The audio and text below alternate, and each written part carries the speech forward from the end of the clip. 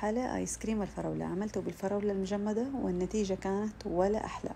أحتاج كمية من البسكوت المطحون وأحط عليها زبدة وكريمة، أخلطهم مظبوط وأحط نص الكمية في صينية التشيز كيك، وأقطع فراولة وأحطها في أطراف الصينية بذا الشكل، أحطها في الثلاجة تبرد. في الخلاط أحط الفراولة المجمدة، كريمة، دريم ويب، وأحط عليها كمان جيلي فراولة وشوية فانيليا. أخفقها مرة كويس لما يتجانس عندي الخليط.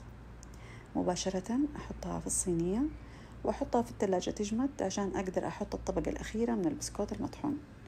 أكبسها مظبوط وأحطها في الثلاجة ممكن لتاني يوم عشان تتماسك معايا مرة كويس.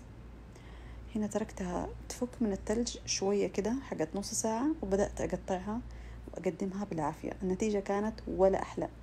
الآيس كريم جدا منعش.